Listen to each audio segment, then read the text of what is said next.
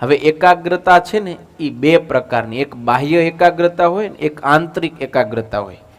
બાહ્ય એકાગ્રતા કેવી કહેવાય કે કોઈ પણ બહારી વસ્તુની અંદર આપણું મન છે ને એ તલ્લીન થઈ જાય, એમાં સ્થિર થઈ જાય, તો એ બાહ્ય એકાગ્રતા કહેવાય. ફોર એક્ઝામ્પલ, જેમ કે ઘણી વખત વાંચવામાં કોઈ એકદમ ઉતરી જાય, ખબર ને, વાંચવામાં એટલો બધો તલ્લીન થઈ જાય એને અડખે પડખેની ખબર ન રહે, તો એ એકાગ્ર થયો કહેવાય.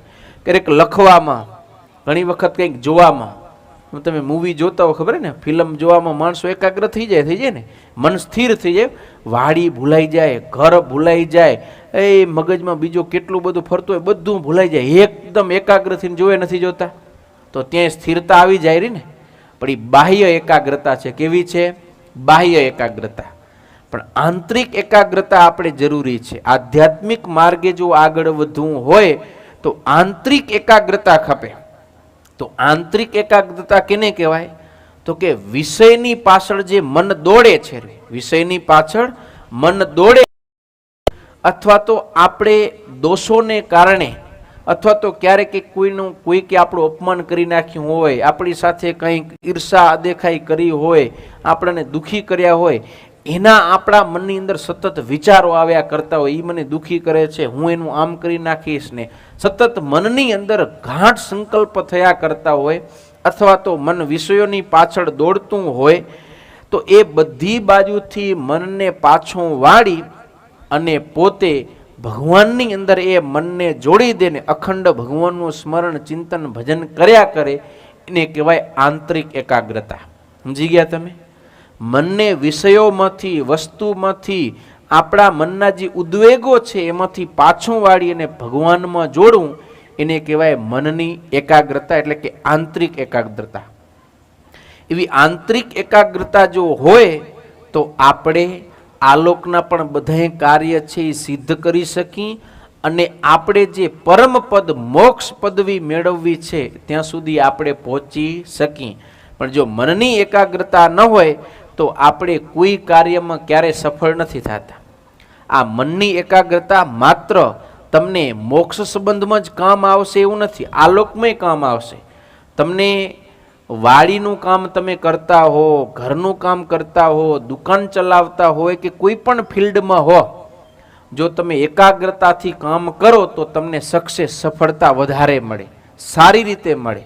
જો મન જ્યાં ત્યાં આટા જ મારતું હોય, કોઈ દુકાને જાય, દુકાન ખોલીને બેસે, શરીરથી ત્યાં હોય પણ મન તો જ્યાં ત્યાં આટા મારતું હોય, તો એ ગ્રાહકને જેવો સંતોષ આપો એ આપી ન શકે, આપી શકે? એનું મન જ્યાં ત્યાં હોય ને, તો ગ્રાહક આવે ને તો એના મનમાં થાય જલ્દી જાય તો સારું, જલ્દી જાય તો સારું. એટલે ઓલો બે ચાર વસ્તુ લેવા માટે આવે ને, હરખું રીતે આવે ને, તો ઓલો એક વસ્તુ લઈને હાલ્યો જાય, પછી આગળ જઈને બીજેથી લે, પણ એની પાસેથી ન લે. કેમ? એનું મન સ્થિર નહોતું. તો એને કેટલું નુકસાન થયું બાહ્ય રીતે. એટલે બાહ્ય રીતે પણ આપણું મન એકાગ્ર હોવું જરૂરી છે, ને આંતરિક રીતે પણ આપણે એકાગ્ર થવું બહુ જરૂરી છે. તો હવે આ મનને એકાગ્ર કરવા માટેથી શું કરવું? તો સંતોએ એનો ઉપાય બતાવ્યો છે કે દરરોજ, પ્રતિદિન સવારે અને સાંજે ઓછામાં ઓછી 10 થી 15 મિનિટ એ ધ્યાન કરે ભગવાનના સ્વરૂપનું. આમ તો એવું હોય કે એકાગ્રતા એટલે કોઈ પણ એક જગ્યાએ તમારા મનને સ્થિર કરવું, ગમે ત્યાં. તમે સમજી લો, ફોક્સ છે તો ફોક્સ ઉપર, ફળ હોય તો ફળ ઉપર, કેમેરા છે તો કેમેરા ઉપર, ગમે ત્યાં. એ ધ્યાન જ કહેવાય, એ એકાગ્રતા એ કહેવાય. પણ એ લૌકિક છે, એમાં ભગવાનનો સંબંધ નથી, તો ખાલી મન સ્થિર થશે પણ બીજો ફાયદો નહીં થાય. જો આપણે મનને સ્થિર કરવું જ છે અને ગમે એક જ જગ્યાએ કરવું, તો આપણે પરમાત્મામાં શા માટે ન કરી, ભગવાનના સ્વરૂપમાં શા માટે ન કરી? કે શું કહેવાય, એકમાં જ બે ફાયદા થાય. એક તો મને સ્થિર થશે અને ભગવાનમાં મન લાગે છે એટલે ભક્તિરૂપ થશે. કેટલો મોટો ફાયદો!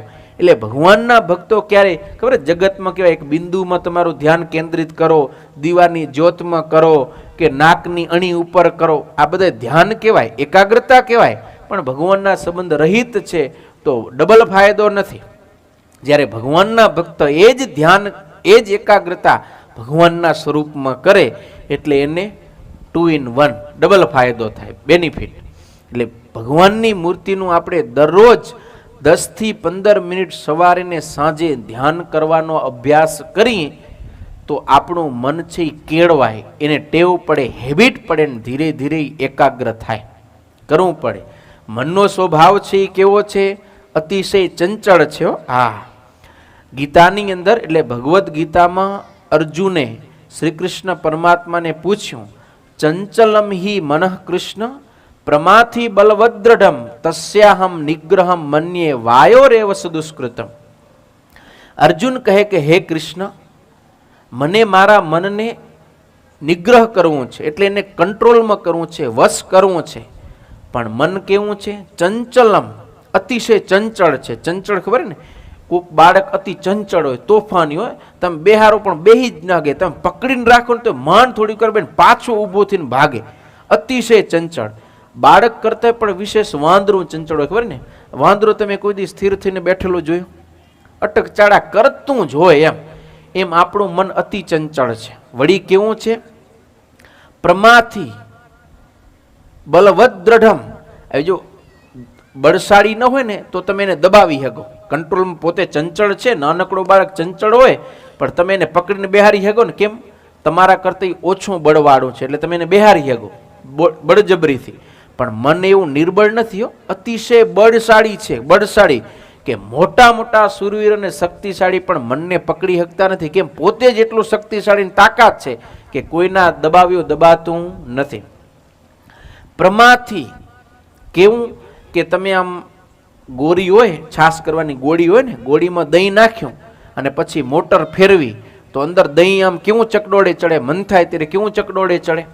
એમ આપણું મન છે ને સતત વિચારોના વમણમાં ફર્યા જ કરે. હવે આ મોટર ચાલુ છે, દહીં જંગાય છે રહ્યું, અને એને તમારે સ્થિર કરવું હોય, દહીંને આમ મોટર ચાલુ જ રાખવાની. અને ગૃહ્યતે, એક તો સતત અભ્યાસ કરવામાં આવે અને જગત તરફથી થોડોક વૈરાગ્ય હોય ને તો મન છે એ વશમાં થઈ જાય.